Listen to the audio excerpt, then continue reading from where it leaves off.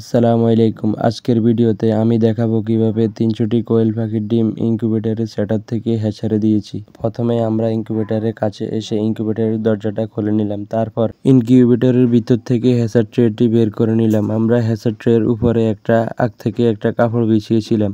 তারপর আমরা একটা করে ট্রে নিয়ে আস্তে আস্তে ডিমগুলো বসিয়ে দিতেছি। ডিমগুলো হ্যাচারে দিতে অবশ্যই খেয়াল করবেন যাতে একটা ডিমের উপর আরেকটা ডিম না থাকে।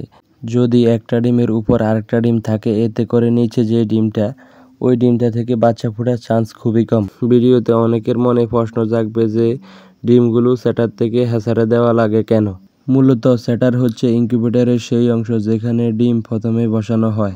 সেটারের প্রধান কাজ কি? সেটারের মূল কাজ হলো ডিমকে সঠিক তাপমাত্রা ও আর্দ্রতায় রাখা, সঠিক নিয়মে ডিম ঘুরানো যাতে ডিমের ভেতরের বাচ্চা সঠিকভাবে বৃদ্ধি পায়।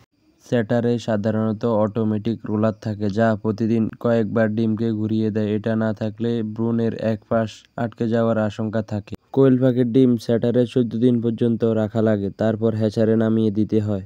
ইনকিউবেটরের সেটার অংশটাই ডিম ফুটানোর প্রথম ও সবচেয়ে গুরুত্বপূর্ণ ধাপ।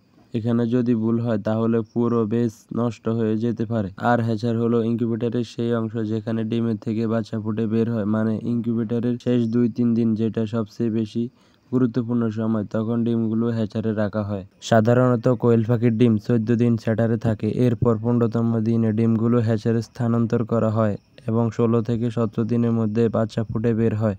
আর এটাই হলো ইনকিউবেটরের সেটার এবং হ্যাচারের পার্থক্য। সবকিছু ঠিকঠাক করে আমরা ডিমগুলোতে হালকা করে পানি স্প্রে করে দিচ্ছি যাতে খোসাগুলো নরম হয়ে যায় এবং ডিম থেকে বাচ্চা ফুটে বের হতে পারে।